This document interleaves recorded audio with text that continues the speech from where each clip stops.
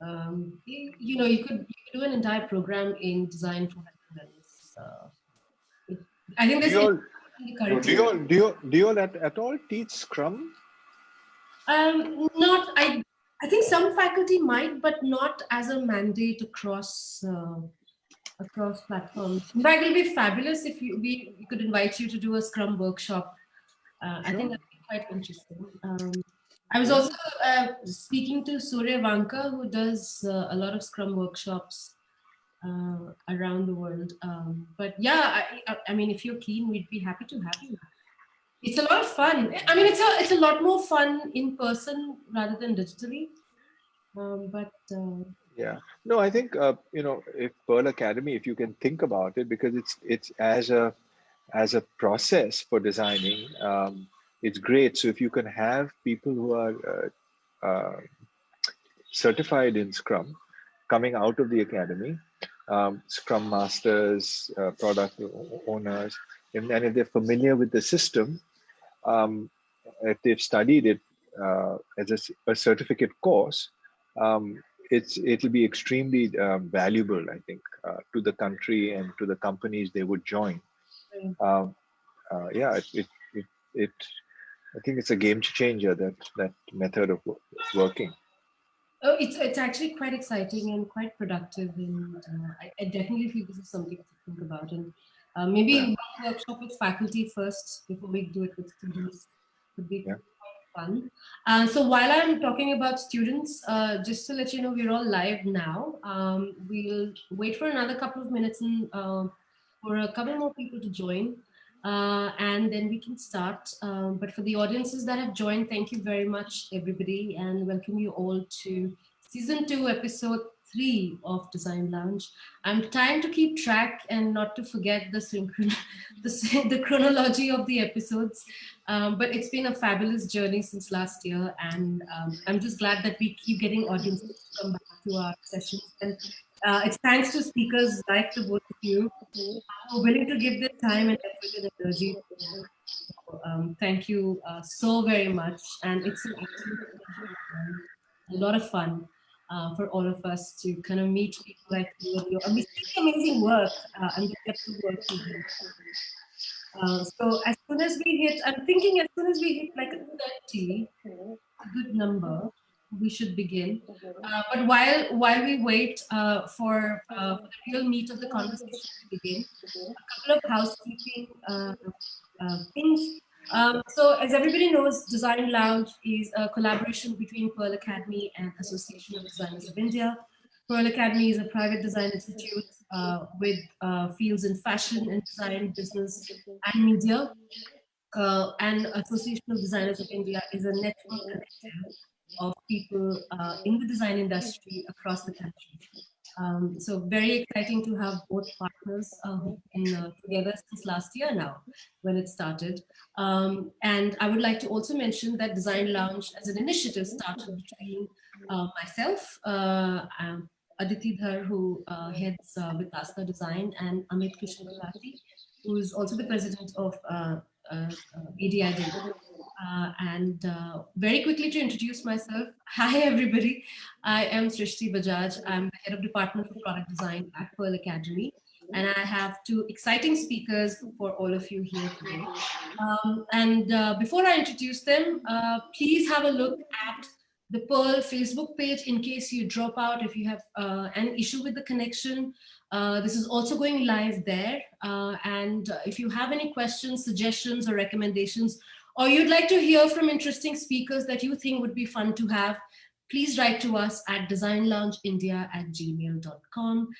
We also have an Instagram handle, again, at designlounge_PA. Somebody will put that in the chat box for your reference immediately. We also have a very big team behind us. There is Pooja, Yaman, Anupam, Tushar, Priyanka, Nidhi, who are all faculty with Pearl Academy in the School of Design. So let's begin. I want to first introduce our speaker number one is Malav Sanghavi. Malav, hi. Malav is a design engineer with an MA and MSc from the Royal College of Art and Imperial College London, and a product design graduate from NID.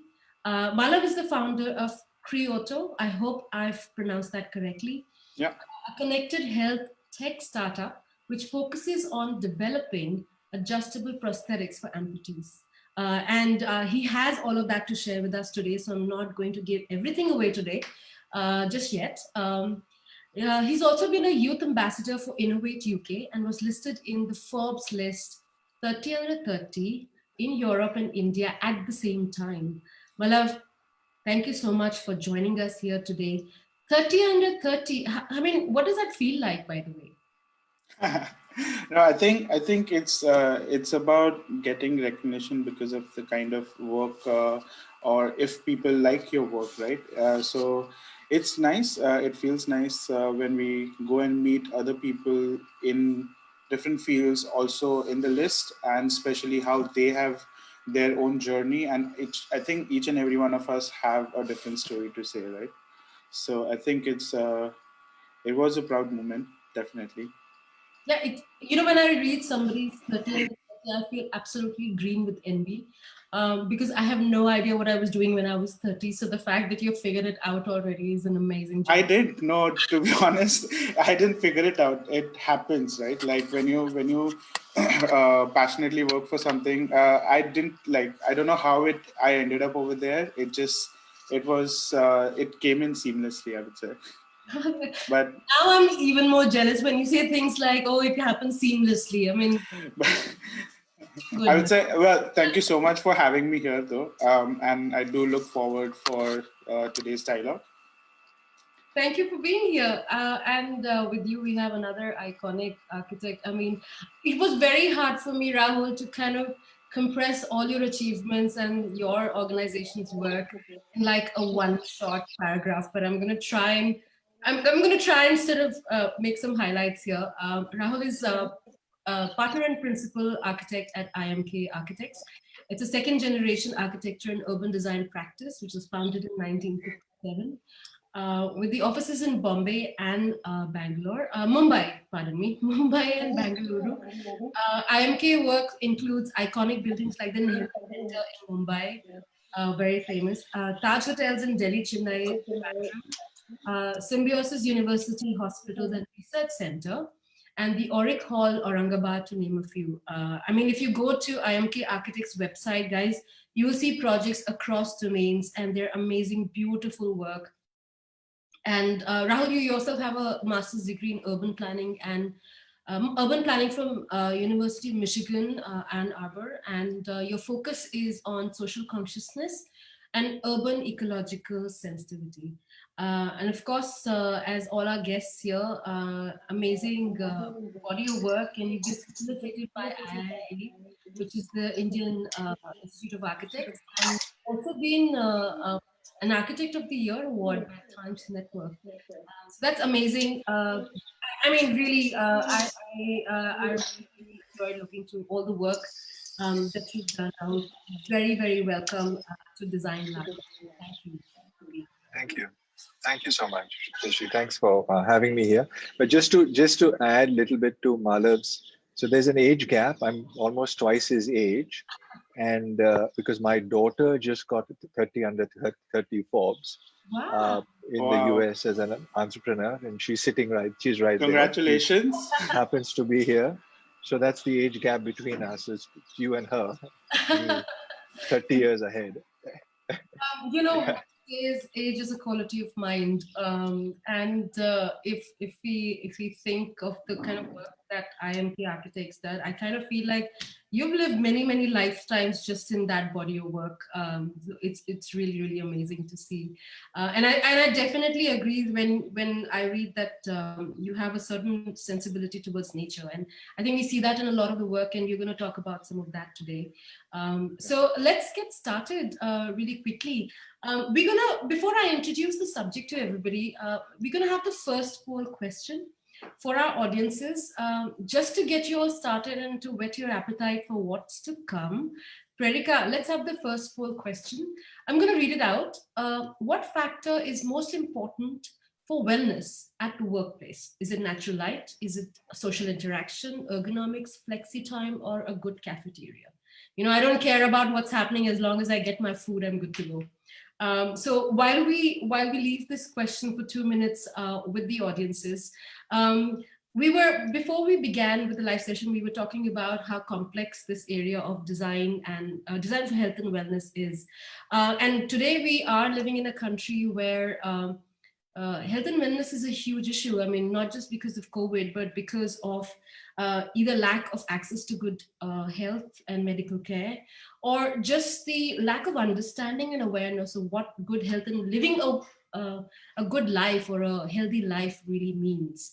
From both of your perspectives, and I think because it's coming from, if I can say it politely, two different generations in some sense, as we've mentioned. What do you see is the commonplace for you, and Rahul, for you as well? What have you seen has been the difference over the years in this domain? Um, I think things have been getting worse as we urbanize more,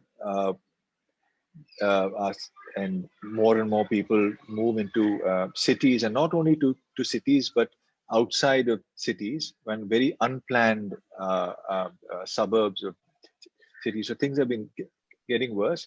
And as a country, I think we're just not planning for the urbanization that's going to hit us.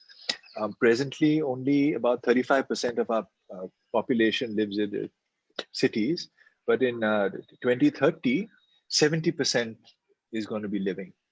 And we're just not preparing enough for that. And most people live in what's called census towns, which is outside a small town. So if I take an example of around Maharashtra, so it's not even Mumbai and Pune, it'll be a Kolhapur or Solapur. And so people living outside Solapur, and it's unplanned. There are no sewers. There is no um, regulations of how you can build, what the road network is. People just do what they want, and those are the areas that are growing fastest because it's cheapest to build there, and it's close enough to a job. Mm-hmm. People move from rural to urban for jobs. Um, Population in Bombay has actually gone down because it's just so expensive. So we're seeing the trend where things are getting worse, and things are going to get even worse. We don't take care of our migrants. Most people migrate during the year for work from the city, and they live in terrible conditions in the cities, any of the cities. Um, and we're just not welcoming, or we're just not cognizant. These are people who are invisible. You don't know where they live, you don't know where they go.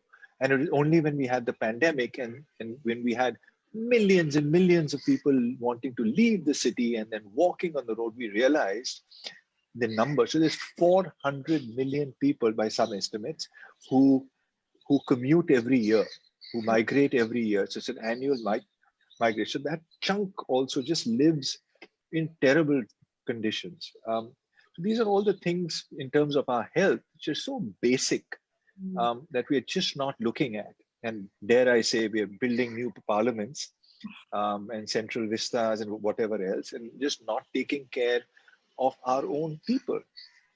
So that's the fairly pessimistic trend I see. Um, Rahul, I'm going to, sorry, Malav, I'm going to come to you, but it is absolutely true. I mean, good health, access to good health should be is a fundamental right. And unfortunately, in a country like ours, it's not really yet a reality for many, many, many. For the people who have access to good health resources, ignore their health. That's also true. And the people who don't have access, they don't even know what could possibly make their life a lot better. Malav, your work certainly focuses on the bottom of the pyramid in some sense. And what is your take on how health and wellness and design for health and wellness has been I over the think I think talking about product centric side of things, not living and city level, what just Rahul spoke about. I think from product design or innovation point of view, there are more and more products coming into these fields, but I think it's one of the most important thing is how to make sure that these products are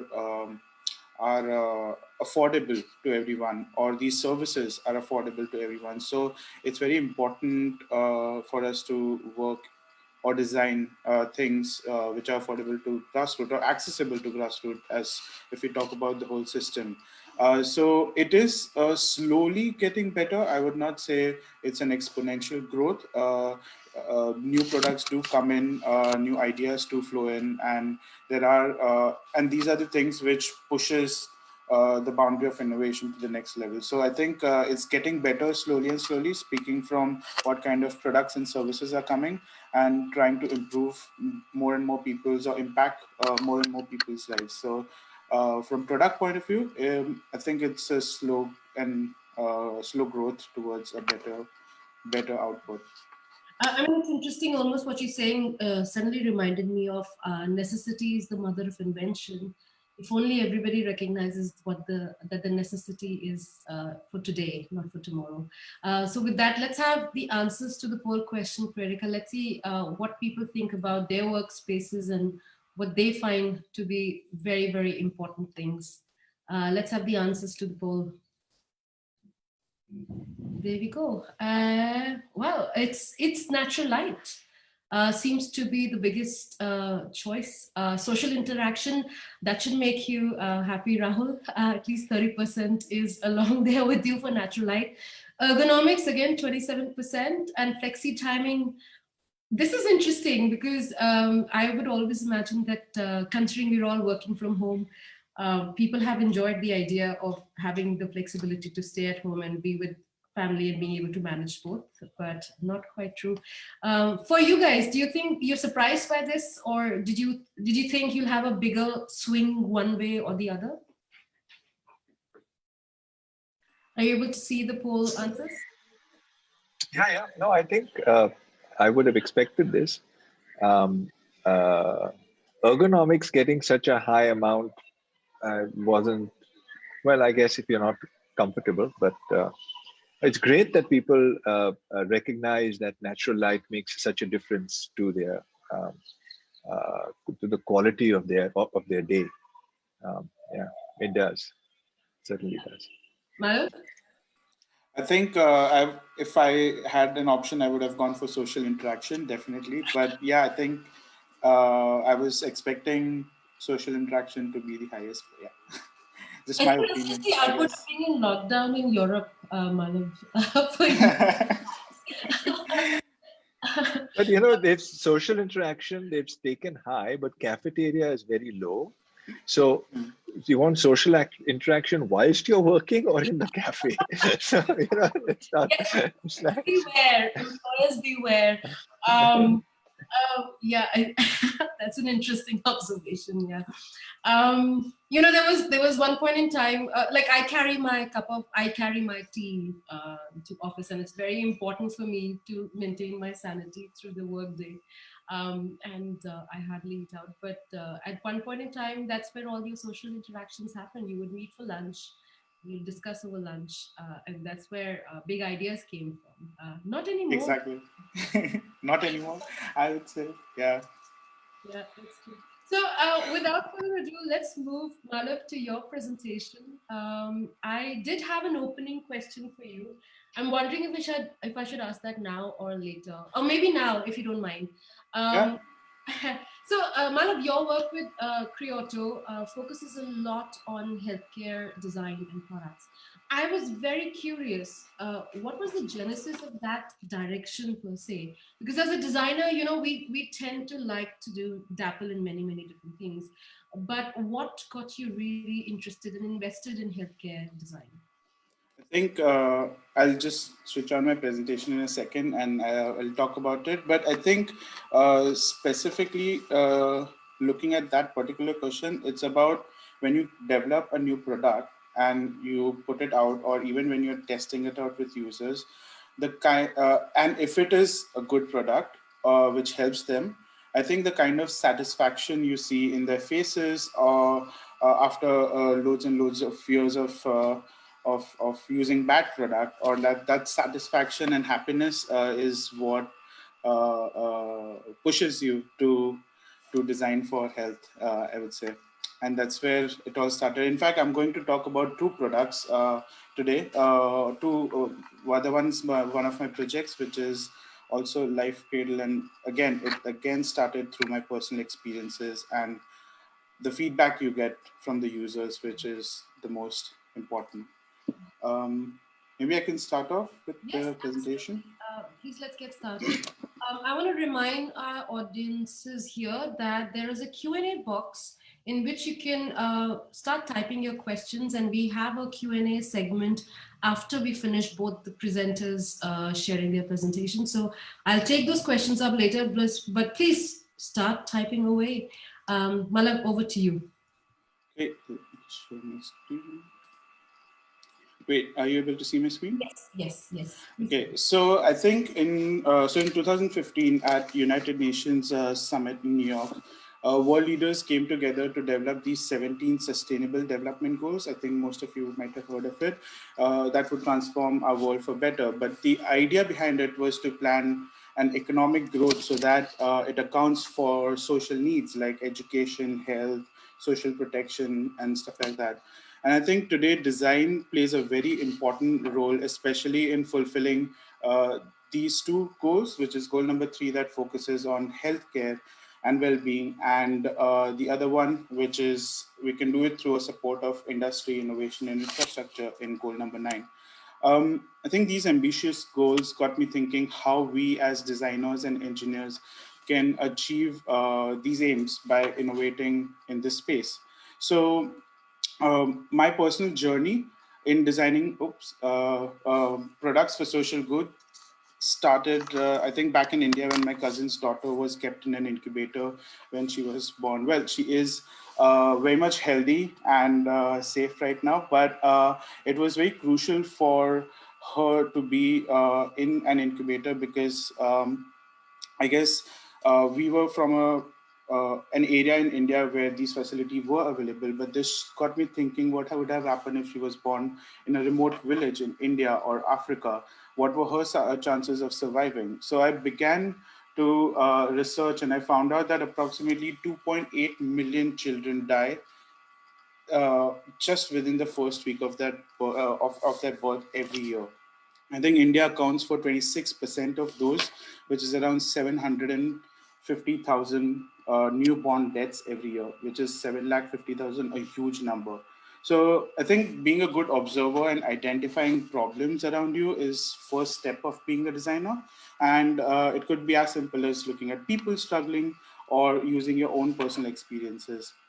Um, I think the second step is ground research. So, leaving no stone unturned, understanding the user and their problems. So, what we did was we went to 15 different villages and 6 different cities across India, and we found out that there were two major reasons of lack of infrastructure. One was the huge cost associated with providing neonatal facilities at every healthcare center, and the other one was inconsistency in electricity to run these supplies.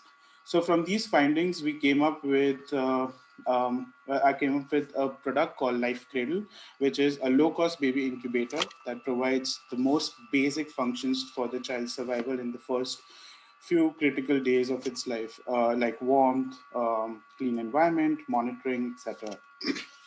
I think when you design for health and wellness, you have to understand that the users play a very big role right across the chain. So we met all different stakeholders in the public healthcare sector, and we found out that when a child is born who requires intense care, currently is being referred to a city or a district level maternity wards, and it was really sad to visit these wards and see mother and child literally sitting on the floor waiting for their turn to for the doctor to come and see them.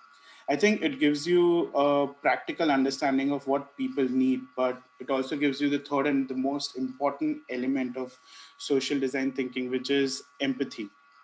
I think being empathetic helps you understand what problems people face in real world, and it allows us to put ourselves into their shoes, I would say. So The idea of Life Cradle was inspired from Finnish baby boxes. Some of you might know that Finland government provides a cardboard baby box as a starter kit for each newborn since past 80 years, and Finland has one of the lowest infant mortality rate. The base of the Life Cradle was that's why made up of cardboard, which goes with the child to the house for postnatal care.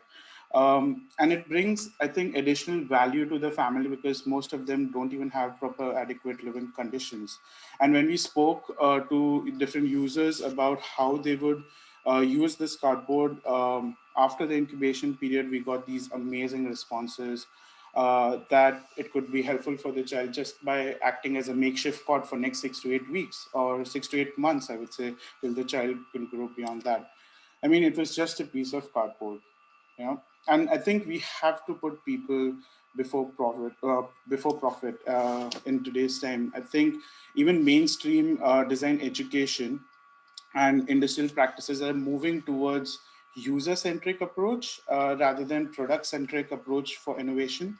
And my journey as a founder of Kyoto started exactly by putting users right in the center of the product development process. Well, my again interest in developing products with healthcare made me look at one of my other biggest experience where I met a lot of people with mobility problems. Being born next to a big limb fitting center back in India, I think I've seen and observed a lot of amputees facing major issues on their day-to-day life problems, which is sockets. For those who don't know, sockets are those cup-shaped things which holds the user's stump and is connected to the actual prosthetic leg. And these sockets today are made by making a mold or a cast of the stump and are hard and rigid, made up of carbon fiber, glass fiber, etc. After speaking to different users, we found out that these sockets are uncomfortable and they don't account for volume changes in our body. So if we go fat or thin, it's going to be loose, uncomfortable, causing pain, bruises, sores, and many more different problems. So, in fact, a new amputee has to change around 6 to 7 different sockets in the first 2 years of amputation there because their body is still adapting to that change. And this is a very expensive and time consuming process. Globally, there is one amputation happening every 30 seconds. That makes it more than a million annual amputation, and that's sad to see. So, well, to solve this problem, I came up with Cryoto, a standard customizable socket for amputees that a user can control using their smartphone. Kyoto dynamically changes the inner surface of the socket. It's a patent pending technology using soft robotics and pneumatic pressure control systems. What this allows is it allows the user to save different type of grips. For example, running versus walking versus sitting can have 3 different grips rather than 3 different sockets. And the good part is the user can also switch on massage mode when they're relaxing and relax the muscles of the stump. Well, after going through a rigorous process of prototyping, we did loads and loads of prototyping. We're now successfully done intense user testing, and we've got great feedback from our users. One of it, which is Paul Weiss, who's the commando who refuses to never die.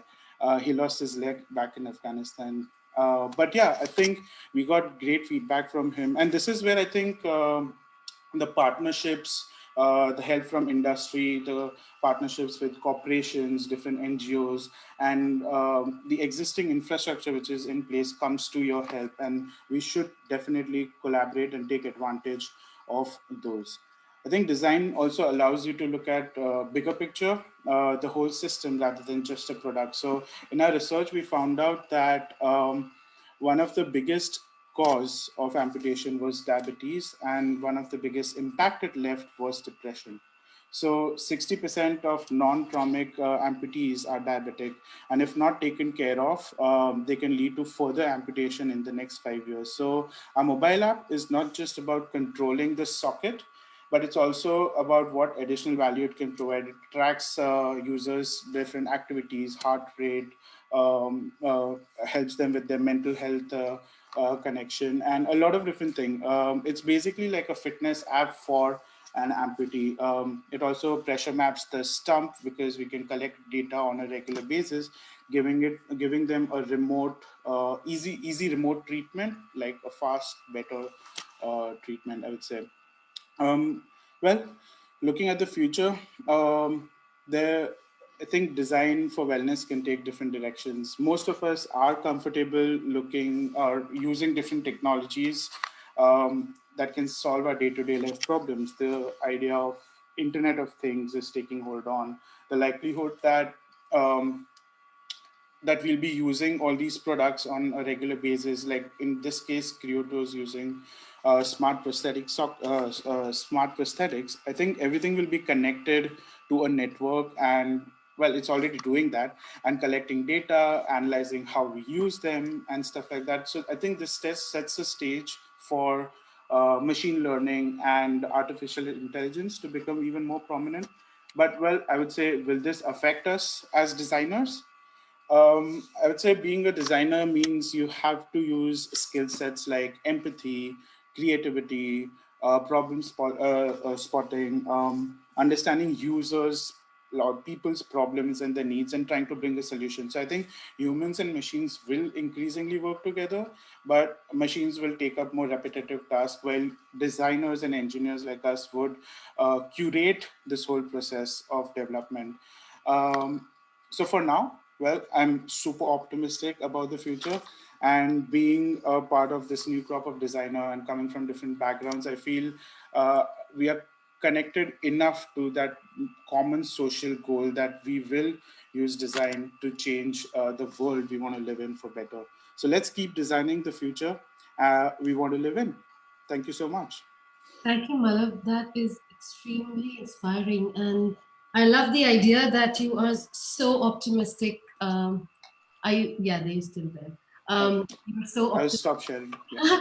about our future, collective futures, and how important that is. And for designers to actually, despite all the cynicism that we might have, I think for designers to stay optimistic is truly very, very important, because if we want to change the world, we have to have hope for a better future. Yeah. So that I think just saying that things won't work out, oh, I can't do this, is not the answer, right? Unless you take action, continuously take action. I think perseverance is the other biggest need, I would say, or a trait you should have. very, very important trait. Malav, you've talked about going from the two SDGs. One was, of course, about health, and the other one was about industry. So, Yeah. in terms of your organization, being a design innovator, what is your path to take it from being this minimum viable product to deployment into the market? What's your next kind of stage? Yeah. So I think both the projects are at different stages. One is at lab testing, another is at a user testing phase. In fact, we've just finished that user testing, and now we'll be doing design for manufacturing. So I think we are taught like a usual design process, and it's just about following that process rigorously. But I think also keeping users in mind at every stage. We so for Life Cradle, we are at a lab testing level where we obviously can't put a baby inside, but we're testing each and every component before we can apply for clinical trials. And with Kyoto, we have collaborated with a lot of different industrial partners who are helping us take this product forward. In fact, we've also collaborated with companies which could help us do our distribution. So it's after developing an idea in MVP, I think you have to start thinking it from a social enterprise or a business perspective, how to take that action to bring that product in life. I think that's one of the key aspect, because obviously we'll all have different ideas which would never see light, but I think if we use these partnerships and try to raise, say, fundings for our projects, and then use that funding to develop the product further, I think that could definitely take it to the next level. And I think uh, with the user's feedback, it just validates your idea always. So at every stage, again, that's super important, I would say. Very, very, very true. I really find it interesting that you do keep coming back to the user Yeah. every time. And no, it is very, very important. And when we speak to students in the first year or in the foundation, we always have to constantly remind them that design is not about yourself. It's Yeah. always about the other. So that's a very, very important. I think key. I think pivot for all designers working in health and wellness. And you also mentioned about people over profit. Yeah. I can remember that correctly. So here's the other part of the question. So people over profit for sure, but if a company in terms of deploying and scaling up a healthcare product, if it doesn't turn a profit, what's the guarantee of a longevity of a product like that? How do you Yeah. sustain it? So Yeah. how do you rationalize that phrase? In So front of I think it's like you have to find out what are you serving, right? So for example, Life Kale and Kyoto are completely two different spectrum. Kyoto is a profit making business, while Life Cradle is not. It is uh, Life Cradle is a social enterprise. So sorry. Sorry, I think somebody's turned on their video accidentally. Yeah. It's Okay, okay. so I was just saying, so Life Cradle is about that social change and the impact. So if you put a price tag very high or try to take in profits, it's not going to work, because that was the primary problem in providing that infrastructure. So I think what are you addressing makes it a very big. It's in itself will answer that question. For Life Cradle, yes, you have to be an organization that sustains yourself, so you have to charge something. And if you charge enough for not filling up the pockets of the company, rather than that, just making sure that the company works and it's paying all the employees, that's good enough. But on the other end, I would say Kyoto is a full-fledged working, full-fledged profit-making business, because there are a lot of solutions. This is I would say a better solution or a smarter solution. If people want to invest in Kyoto or like a product like Kyoto, they can. So I think it's completely two different sections, and eventually we'll think of how we have to think of how it addresses more and more people, right? So to sustain, I think you have to understand what area you're targeting, and you'll have that answer right away.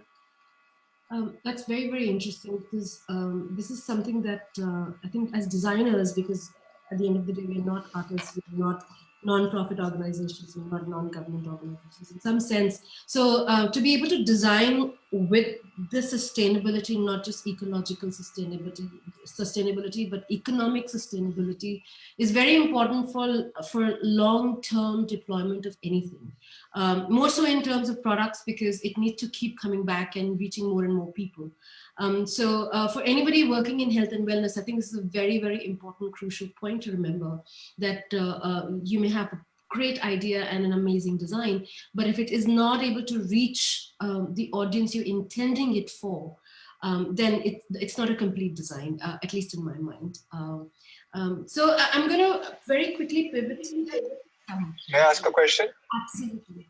Yeah. So Malav, fantastic work.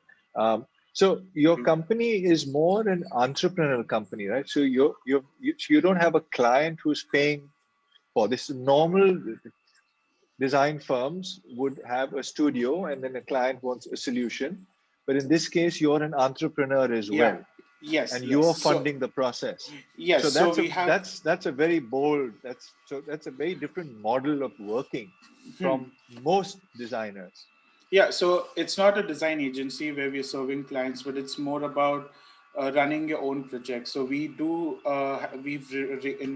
raised funding, we have investments, we've been a part of an incubator and acceleration programs, and that's how we're taking the project forward. So it's one project trying to bring that product So forward. that's an amazingly different way from 90% of the design firms which normally you're putting out your work and saying, I'm the greatest, come to me, etc. So you're not waiting for that, you're creating a product. So Yeah. so you're actually in charge of your destiny, so to say. You're Yeah. seeing the need and you're going out and doing it, which is fantastic. Yeah. Thank I you so think much. it is absolutely amazing. And for people who would like to know more, please feel free to reach out to Malav. His details will be shared in the chat box. But really amazing, amazing, inspiring work, and a lot of hard work, of course, that's gone into creating your company, and the philosophy and the vision behind is also quite inspiring. And I'm going to also, I wanted to pivot here with this idea of human-centered design, to a little bit towards what Rahul does, which is a little bit like society-centered design, because you're actually designing not just for an individual, but for a large number of people. With architecture and with urban design. So I'm going to come back to you, and with that thought, just hold on to that. We have the next question, the poll question for our audiences. Let's have that on, please, Prerika. While the poll question comes up, this is for both of you, what do you find is the difference or the similarity when thinking about an individual versus a large community or a network of people or network of communities? Is there a difference, or is the same process? You're on mute, Rahul. Yeah. Malav, you want to go first? You're also now. Sorry. Yeah.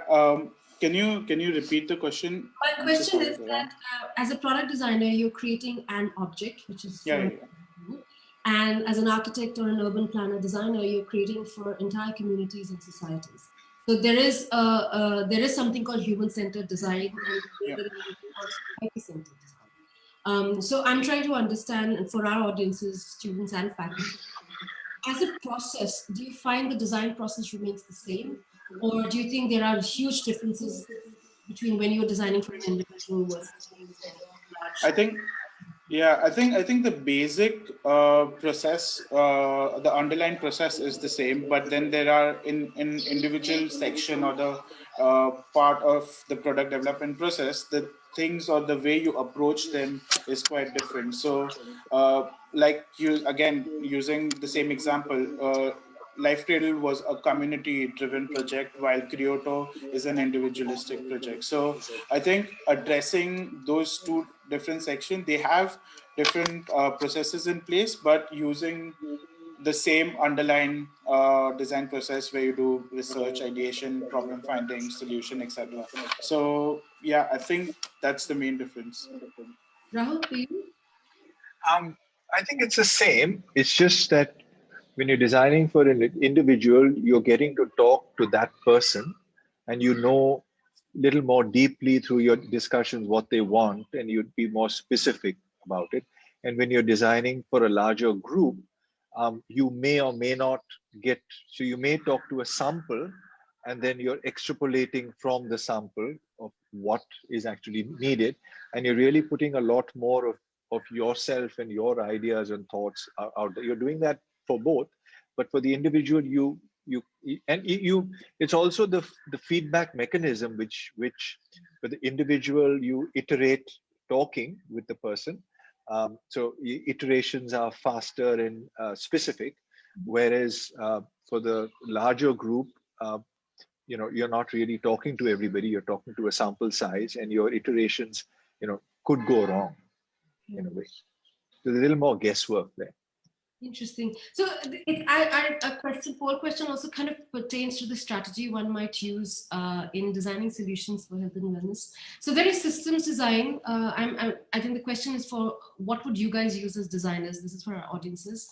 What is the most important approach for designing solutions for health and wellness?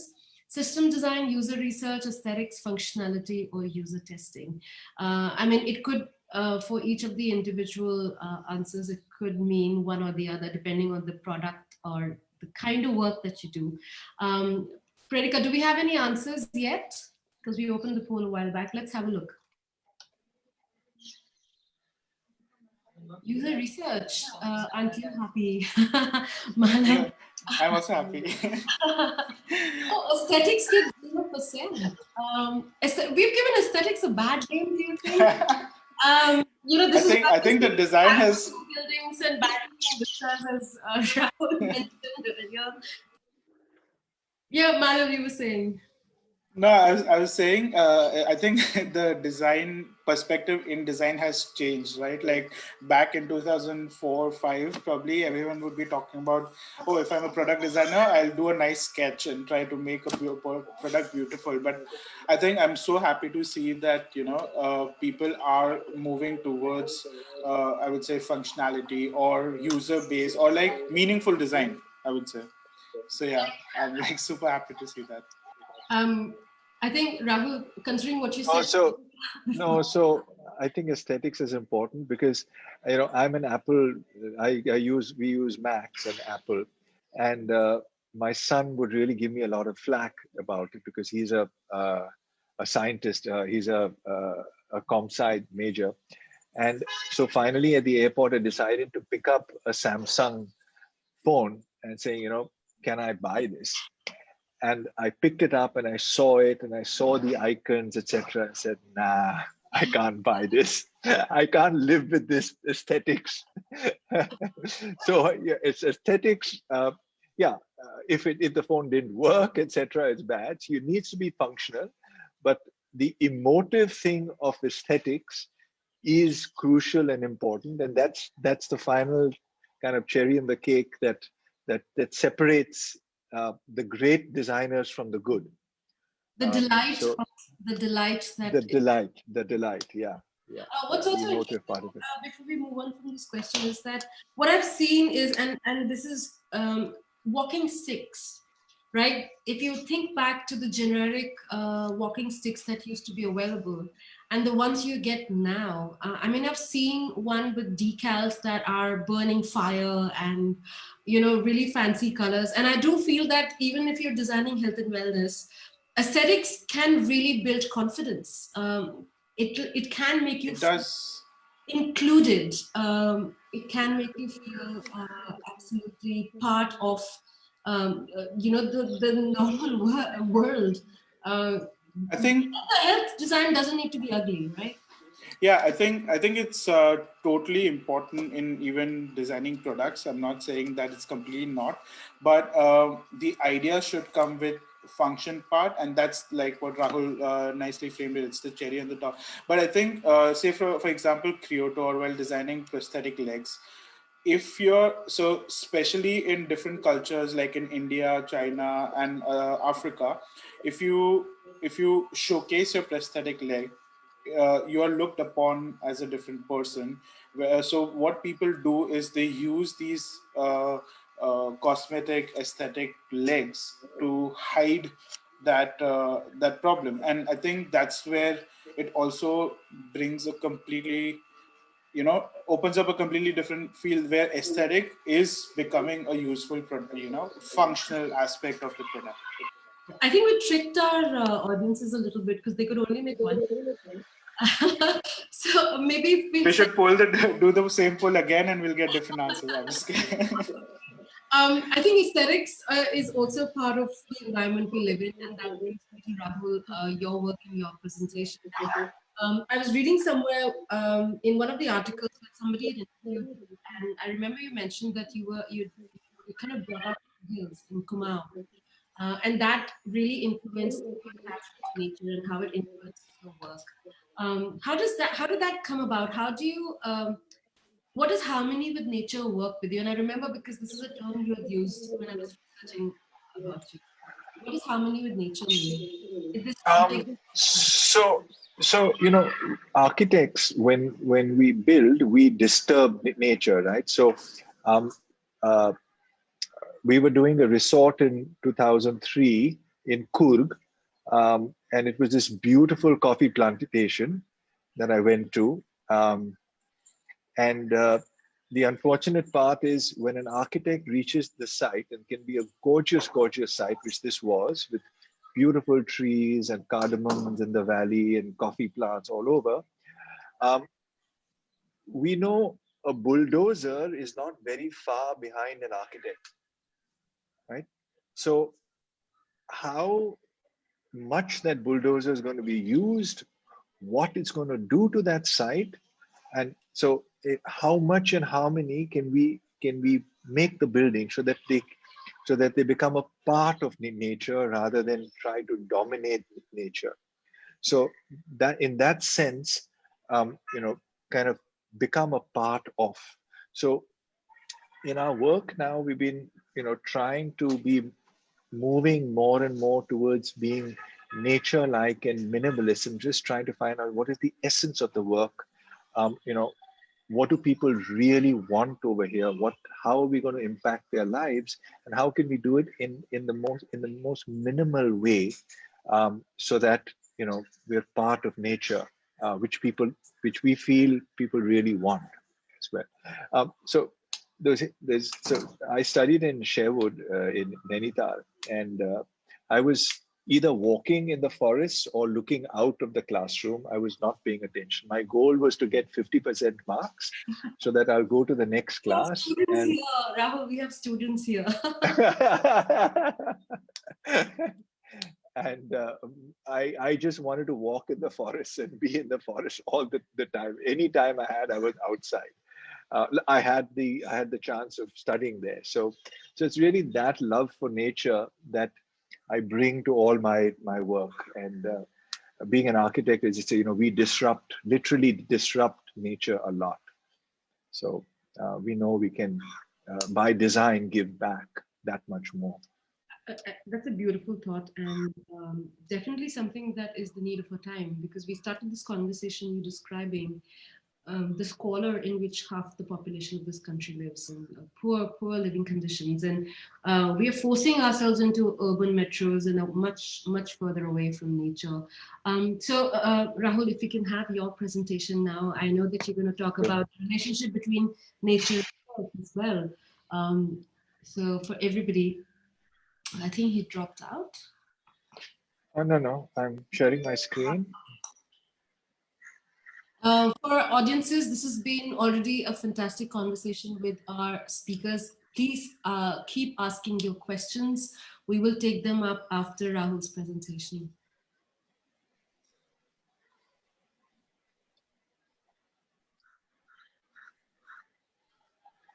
Right. Yep, it's good. Yeah, so basically, in our fast-paced lifestyle, it has led to a sense of isolation and created a great disconnect with nature, and kind of deprived us of our inherent calling as human beings. So it's quite a large statement, but I'm going to try to kind of justify what I'm saying here in this. So, we're living in very high density cities, and obviously that's depriving us from being either with agriculture or with forests. And we don't really give enough um, thought to social interaction in the cities, which can really be very easily done. So our cities are overcrowded, devoid of green spaces, polluted, with hardly any vegetation. And that also leads to other problems of sewage, waste, what we do with our waste, what we do with our water systems, which all, the quality of air, quality of water, all of that leading to a deterioration of health physically, as well as kind of in a social way. Um, and this is the redevelopment of slum. This is supposed to be the answer to slum development, but then we end up with developments like this, which are in many ways worse, because the amount of tuberculosis you have in communities like this now, because daylight just doesn't reach 50% of these homes, and the ventilation isn't there. So if this is the solution, we're just heading for a disaster. And we use our streets to play, at least in Bombay, because we just don't have enough parks. Um, so how do we restore our connection with nature and interaction? These are the two basic needs as human beings, wanting to be with nature and wanting to belong, wanting to be part of a group or a community of some kind. So that's what we crave, right? Um, so when we create courtyards or when we create plazas, when we create um, open spaces, if you see these images, these are not images from India because these kind of open spaces we don't have. So if you see what's happening at the building's edge, there's people walking, there's no compound wall there. So people are interacting directly, with the building, with the edge of the building, and the entire space is pedestrian. There are no vehicles anywhere. They're either on another level or they're on the periphery. So the above one is a series of residential buildings, and the one below is an office park. But so if you see how the edges are and how the landscape is kind of fitted into the complex, um, these are the kinds of relationships that we need. But usually this is what, when we say courtyard, these courtyards are dead because there is no interaction happening. There is no the wall that touches the ground plane. Um, there are no activities happening off that. So these are dead courtyards. They're more like leftover spaces that we call courtyards. Courtyards need to be like this, where you've got your corridors, where you've got your entrances, people are walking through. So they're very live spaces. So there's a huge contrast between this and this. Um, and this kind of mistake is made over and over and over again by our designers and architects. Um, so even in residential complexes, we need small courtyards, smaller places where people can interact. But again, the edge or the ground floor um, um, interacts with the open space. In colleges and universities, this is a set of buildings we've been doing for Sona College of Engineering, where the main street is where the interaction happens and where the courtyard happens. So the people are moving. These are very lively, energetic places, and the courtyards are always attached to these places. So it connects you to nature and enhances um, social interaction and friendships. So these are two diagrams. So on the left-hand side is a socially active spine, and then if you've got different faculty buildings on either side of it, and everybody is using that central spine, then the amount of people in that central spine and the amount of people you'll meet on that central spine will be much, much more than the one on the right hand side, where it's the same number of buildings, but the your the number of people is very diffuse. So you may not end up meeting many people at all in your daily commute. So the common mistake made that you have a grid-like set of buildings which diffuses the energy. So it's a very simple thing you can do to increase the energy in on a campus. And this is the campus we did in Nagpur for Simba. So as soon as you come in, on the left hand side you've got a cafe, so which is the most public place. So all your friends will be there. So as soon as you enter, you see many of your friends. It's a meeting point, and then you go on. There's the library, which is the other most important building in most campuses, and then each of these vertical buildings is a separate faculty, and they all open out onto this one promenade. So the kind of friendships and the energy you get on the street is just so much more. Um, so And the other aspect is, biophilic design, that we all want to be connected to nature, and incorporating nature in our buildings as much as possible, as whether it can be planters or whether it's double height spaces. It's another project in Nagpur where these are villas in the sky. So each one of these is a double height space with a garden.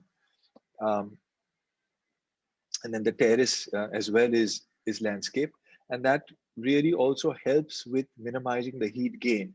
When you landscape a terrace, you minimize the heat gain and actually you enhance the life of the concrete slab there, because what damages a slab is UV light. And if you've got a layer of soil and plants in between the slab and the UV light, then your slab is actually going to last longer. So it's a myth that if you have a garden on the terrace, it lead to leakages. It's actually the opposite.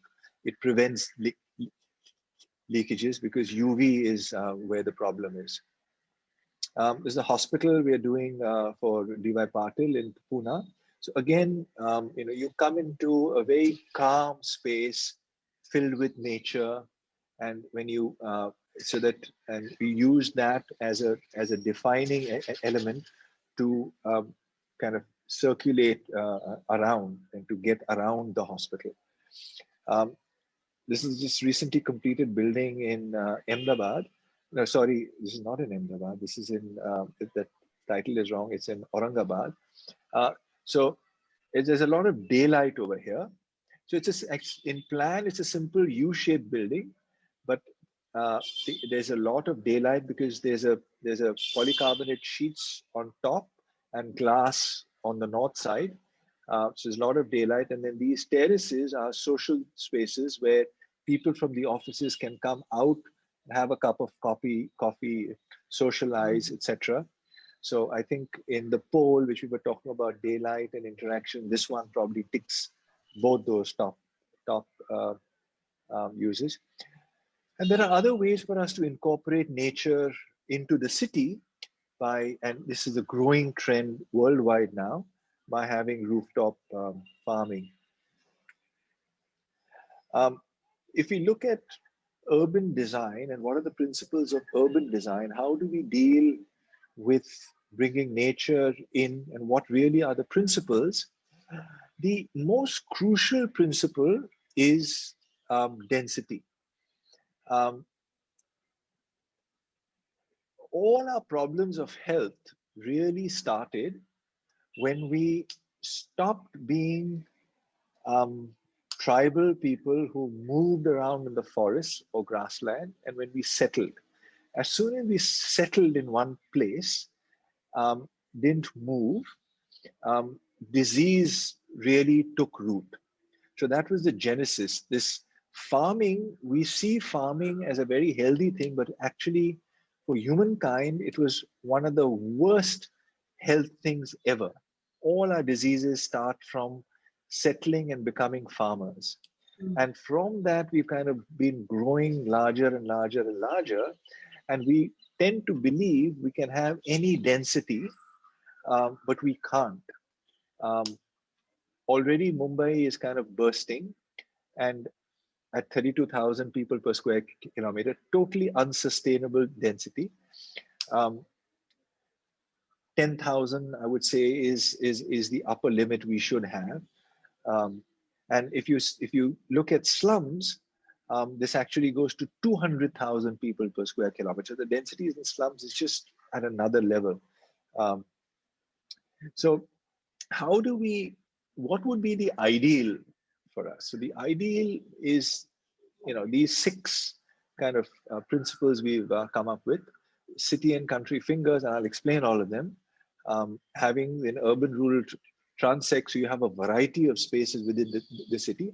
Having walkable neighborhoods, so that everything is within a 15-meter walk: your school, your shopping, your recreation, your work, all of that. Um, Preserving critical environments within the cities, and then small squares, urban plazas for interaction, which are really the living rooms for the city. And then how do we build, how should the edge of buildings be? Just talk about that a little bit.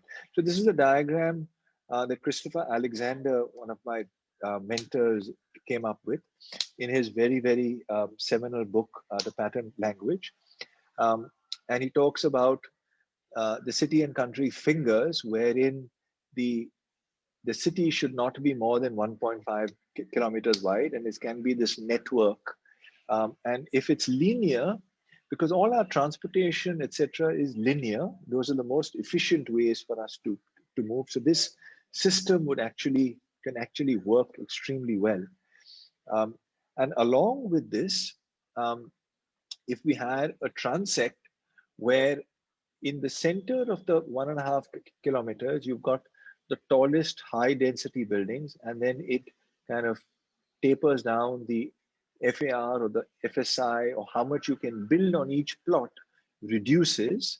So if you can build 6 times the area of the plot in the center, which would mean an FSI or FAR of 6, and then it tapers down to 0.25 or zero point 0.1 in the ends, where you have kind of individual bungalows or even farmsteads. Um, so that's how you create a variety rather than the sameness that we have today. Today, um, we have a FSI which is constant. So you get this sameness everywhere, which uh, uh, doesn't. There's just isn't enough variety in the cities. Um, and then having compact neighborhoods of 500-meter radius, where everybody can walk. It's a Everything is within a 5-meter walk. Um, and so there's 500 meters, you get enough of a critical mass of people living there to support um, all the amenities that you would need. Um, so there's some of these designs which we've done where you've got, so within a neighborhood, you have blocks, and a block can have buildings on the edge and a playground in the middle, and then parking kind of tucked in. So even if it's low rise and you have an FSI of 1, you don't need to build more than ground in 3. To get a density of 10,000 people per square kilometer, you don't need an FSI more than 1. And we actually have more than enough land in India. If you were to take all the people in the country and put them in urbanized zones of 10,000 people per square kilometer, we would use only 2% of our land. So it's just a question of planning right. It's not about how much land you have. It's a question of planning right. So it's just cluster planning and how it can happen. Um, this is just the perspective of that image. Uh, And so this is the detail from that same township, wherein you prioritize little parks, you prioritize people walking and the walkways, and the vehicles really have to twist and turn so that the speed of the vehicle is automatically kept down. The emphasis is on pedestrians, people walking, and enhancing it for them, and not giving as much space to the vehicles, so which you can see from this image. This project, we had to build it at an extremely low price. So the only thing we could do is deal with the urban space. We could not do much with the buildings. Actually, these buildings which you're seeing, they're all the same plan. But we've just painted it a little differently, put a few elements here and there to create a variety, but actually it's the same building going through. But we created the variety in the urban planning by twisting the streets, etc. So it's just the same, it's I'm another part of the same thing. Rahul, I'm sorry to interrupt, but you've kind of run out for your presentation time. So would you mind Okay. sort of moving ahead and Okay. Okay. So that's just design of streets and how it can be on the street, how you design the edge of the street. Uh, when there's an edge and more pedestrian use, you'll end up with spaces more like this. And like in older parts of Bombay, you've got the building, then you've got an arcade, and pedestrian areas are much wider than the streets. So this is typically how we ought to be designing, but we don't in India. That's it. Thank you. oh, you were there, almost there. Thank you so much, Rahul. Can we have you back on screen, please? We can't see you at the moment. Yeah. Um, Um, okay. um, Yeah. What I think for me stood out from your work was this idea of that interaction, of that social spaces, being within nature. And I remember one of the terms that you used in an earlier conversation was the idea of the friendship enhancing spaces. Please tell our audiences a little bit more about what that idea is. The idea of friendship and architecture. Where does that come from? Um, so architecture and urban design can actually bring you together or pull you apart. When you first go to a campus, so when we design campuses, when you first go to a campus, I think one of the most important part of being in college is creating friendships. So when we're designing, we're aware of that college life, besides going to classes and listening to your teachers, etc., and learning from them, it's discussions, who you meet. And what tends to happen is that within the first 10 days, you form your group. And when you form your group, you actually stop, you don't interact that much with others. So the first 2 weeks or 1 month is most crucial in their life. So we feel if everybody is walking on the same street, in the first 2 weeks, you're going to meet many more people than you would normally meet. And you're going to maybe give a shy smile, a little hello. If you meet someone the third time, and you something about the person or you interact with them a little bit, this chance of friendship that is exponentially goes up. And your circle that you'll be exposed to in the beginning is much wider. So we actually, through design, giving you a much wider choice of friendships for you to choose your little group from.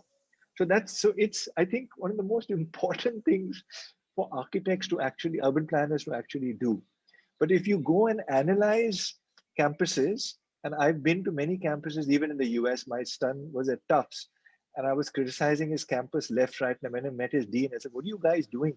This entrance needs to be here, that entrance needs to be there. You need a bench here. How are students going to meet each other? This isn't going to work." So yeah, it's crucial. Um, I mean, amazing work, and just so looking at the consistency with which you've tried to reinforce this idea in all the work that you have built is truly amazing and extremely inspiring.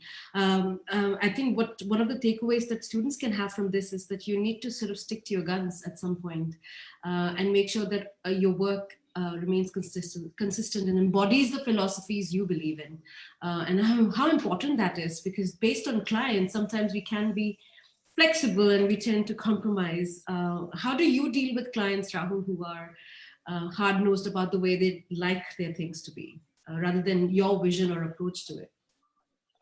We have a very simple, so we use Scrum, and we've been using Scrum for the last 3 years. Typically, we start with a workshop in the beginning, and we insist that everybody who's important in the organization has to be part of that meeting. We won't start the meeting till everybody who's a decision maker has to be there. So if it's a resort, we want the CEO, we want the CFO, we want the engineering guy, we want the marketing people. So we want all of them in the room at the same time. And then we'll ask all of them, um, for your customer, what is going to enhance their life? Why are they going to come here? What are they going to really love? What are the features you want? So they come up with 100 features, right? We want this, we want that, we want that, we want that.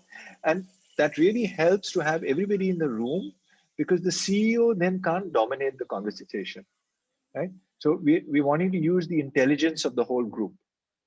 Once we do that, we use the 80-20 principle, wherein 20% of the features are going to give you 80% of the value. So we make them prioritize. So I have a voting system, and each one of them gets one vote. So again, the CEO can't dominate. Everybody gets one vote, and they give a number. So for each feature, the question is, how much value, how valuable is this to your customer? And they give a number. Um, so so that's how you prioritize it. So Very And interesting. then we kind of rub out everything that is below a threshold, and we keep the 20% that the group has said is the most important. So nobody dominates. And then if new ideas come in, and they always do, I have a very simple thing. I said, number kya hai? You know, so if the number is low, then we say, acha, then forget about it. And they themselves they say, nahi, nahi, theek hai, ye to 3 hai, yaar, let it be. If it's a 21, then we know that, okay, then we've got to think about it. So we built a shorthand, we built a prioritization system in the workshop. And I ask very leading questions in the workshop. So they don't know I'm leading them in particular ways. So it ends up with they are wanting natural light, they want cross ventilation, they want nature, and they don't want Vastu, which is a huge thing for architects because Vastu is a bloody pain in our ass. Sorry, students. But so their marketing guy finally come, nahi, cross ventilation is more important than Vastu. So so at the Wow. end of it, they're saying, and then at the end of it, they say, how did you get us to say all these things? I said, I didn't say anything. You guys That's asked for amazing, all Rahul. this. Yeah. So it's the process. It's Phenomenal. a You process. know, yeah, I think what we've also done is we've been so engaged in our conversation, we haven't let our audiences get a word edgewise into this. So let's take up a few quick questions because we are running very close to the end of the time. So I'm going to sort of just quickly jump to the questions, Rahul, if you don't mind. The first one is for Malav. Malav, it's an anonymous attendee. I wish there was a name. How are you planning to do user testing for the Cradle project? And I think you've already kind of answered that question. You are Yeah. visiting sort of on site. Yeah, just one small thing in that is that obviously medical products are super important and we don't want to fail in any of the trials. So you have to be 100% sure on the lab level. And then there are different types of processes you can take for invasive or more critical products like left cradle, which would where a baby would be put inside, or versus Kyoto, where it's an exterior comfort based product. There are different processes where in critical products you have to go through a proper process of clinical trials before getting approvals from the government to take the product forward as well. So I think preparing for that is the main part before you go to a clinical trial or you apply for clinical trials. For Kyoto, we don't need clinical trials because it's an exterior product. It's more like a leisure product as well. So that's where the difference comes in as well. There's a follow-up question to you, Malav. Yep. Shobit Chavla asks that he's a communication design student, but he works around storytelling aspects and ideas of communication. What sorry, I've lost track. What do you believe that how designers like me could fit in health and wellness sector? So how do communication designers fit I in think wellness? I think communication plays a huge role in product-based as well as system-based design for health and wellness sector. Because what happens is if you are not able to communicate the idea to your audience or the users, then they're not going to accept that product. So, for example, and it takes place on all different levels. So, first of all, awareness. If there is no awareness coming in for people to use that product, if it's making an impact or not, then they're not going to use or adapt it. So I think awareness campaigns could be there, or even for example, if you're putting this product in a rural segment and the people who are going to use it, if they are not trained properly, they won't be able to execute the idea in a correct way. So training to awareness, I think those are the sectors where communication plays a huge role. And in fact, if it's a system based implementation, like the polio campaign in India, all of those was based on awareness campaigning and making people aware of what it is to get that vaccination done. So I think it plays a huge role. It's not only product centric. That's what I wanted to put out.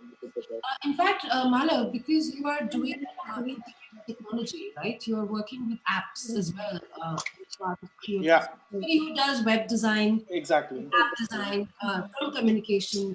Yeah. It's a huge. I mean, today exactly. Today, mobile apps, and there are more health and awareness and fitness apps out there, so you can utilize your skills over there too. That's true. I mean, I think there's a lot that communication designers can do. Actually, you just have Yeah. to find which story you are keen to tell. So Shobit, I hope that answers your question.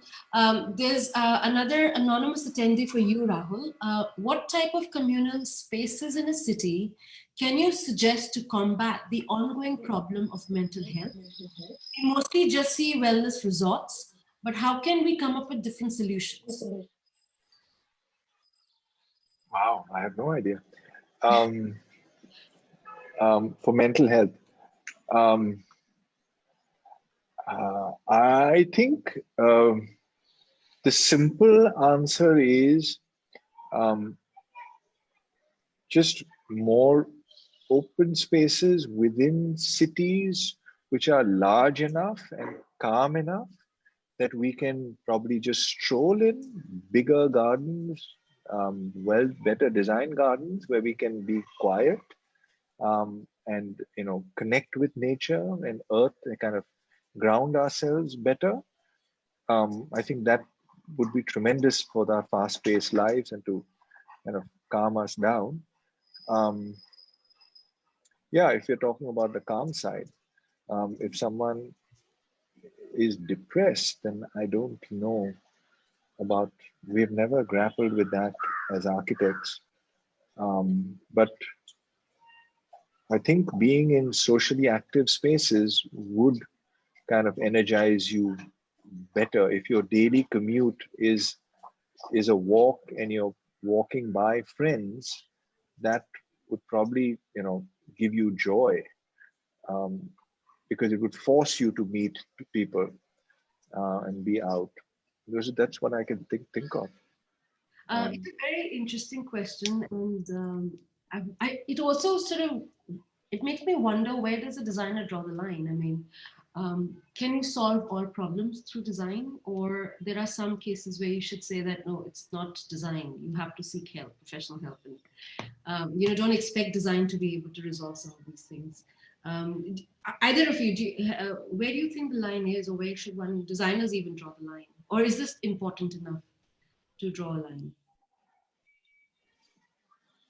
I think if the more issues you can deal with, so it's like for schools, when we design schools, one of the things we aim for is to minimize bullying, because bullying is a big problem in schools. So how do we design to minimize bullying?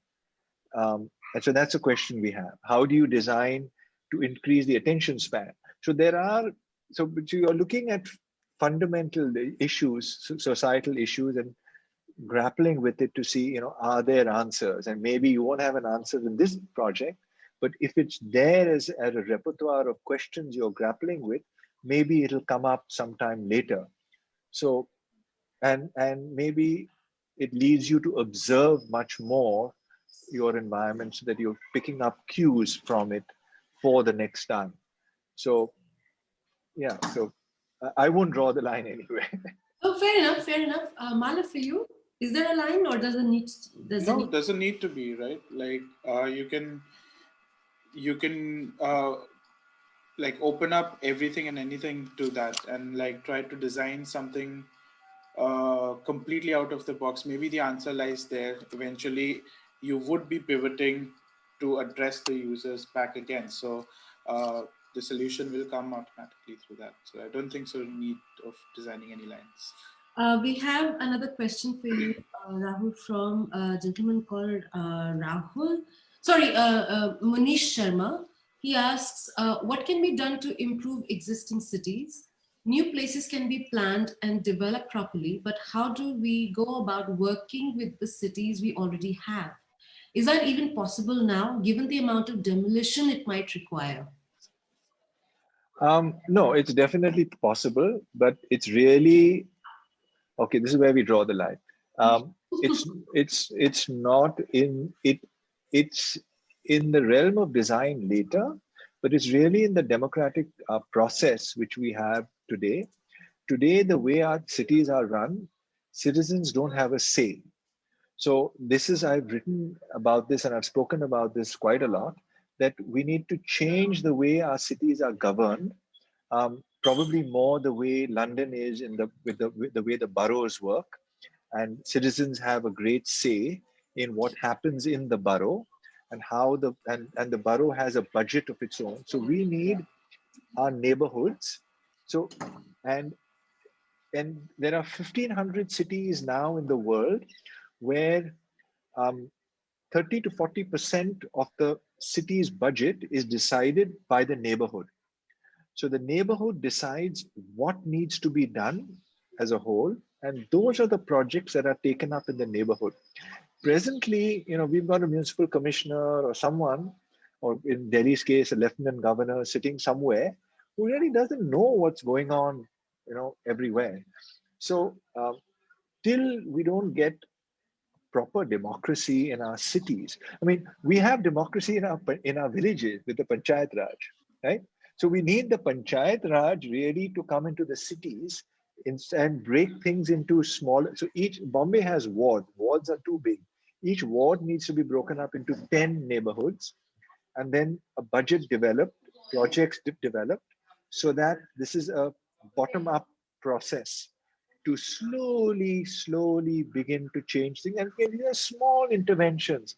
My little nooker over here, what happens over there, what trees do I want, um, so a little bench somewhere in the neighborhood. These are little interventions we can start with to make things more appropriate for us. But in our present system, we can't do it. So we need to get political here. Uh, Either wake the Congress party up or vote in AAP only everywhere or something like that.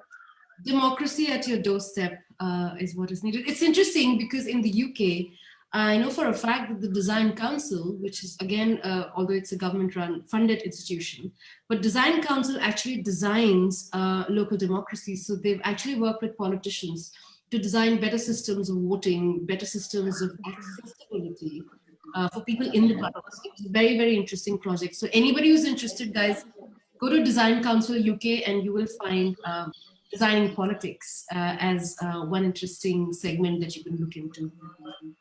Malav, there's one more question for you. Yeah. This is from Anushka Arora. She's Yeah. asked, when designing products for rural India, where we use less tech, can we create products that are easier for them to adapt?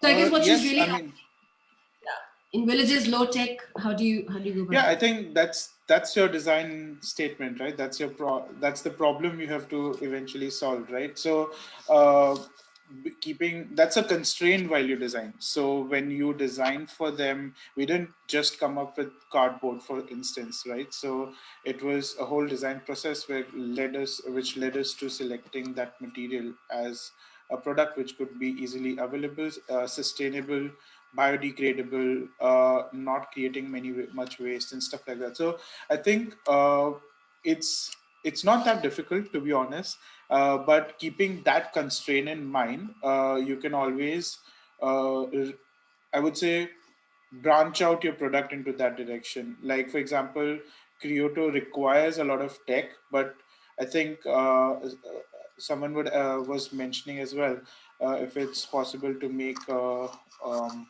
Kyoto for a social enterprise. Yes, it is, because now we are also developing a completely mechanical product where you don't need a lot of intervention. The idea is the same, the comfort level is the same, but just a different way to execute that idea.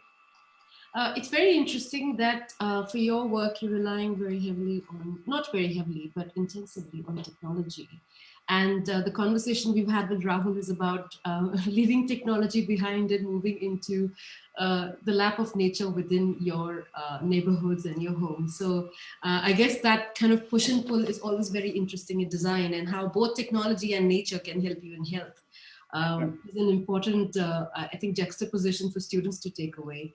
So we're almost at the end of our fabulous conversation. So before I close, I would like to invite both of you to share what is that one takeaway that you would like to leave our students with, or give our students for design, for health and wellness, as a framework for their work, or any piece of advice you'd like to give them. What's that one key takeaway? Malav, maybe you go first and then we close with Rahul. Yeah, sure. So I think for a product or a system-based innovation, I think, like I mentioned in my talk, always be empathetic and understand your users' actual needs rather than putting our thought processes in place that no, this will work. Rather than that, always be open to trying new ideas, even if you feel that that's super silly idea to execute, but that can actually bring that change to those people's lives. So yeah. Thank you. Empathy and keep trying. Persistence, as you mentioned earlier. Yeah. Rahul, for you, what's the key takeaway you'd like to leave? So similar focus is, see, your customers are everything. And it's like who's going to use. So for us, who's going to use our spaces? So we're looking at what are their highest aspirations. What Where will they feel their best self? Where will they really thrive? Whatever activities they want to do, that they'll be able to do it. So when we're designing a residential complex, how will the family become more of a family? Will it bond? So and then that leads to where the dining table should be placed. It shouldn't be in the darkest place. It should be where the light is. Um, so what are the highest aspirations, and where will they thrive? It's like, what do they need to thrive? And those are the questions that drive us always. Fantastic. And that's the byline of our firm as well, creating places where people thrive. Um, well, I think after the year we've had, we really do need to thrive. And it's very important that design does and can play a very important role. And I do feel that each and every designer, both faculty and students who've joined in, are empowered to make that change and to create that change. And there's something very beautiful about being in this domain of design, architecture, urban planning, all of these, that is really something to embrace and take ahead. There's. I want to close with a small quote that is from Greg Anderson, who's a wellness author and speaker. He says that wellness seeks more than the absence of illness. It searches for new levels of excellence beyond any disease-free neutral point.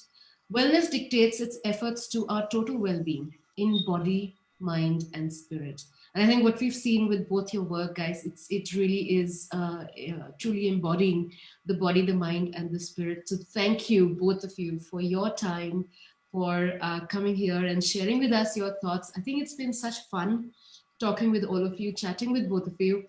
And I'm sure our audiences had a lot of fun.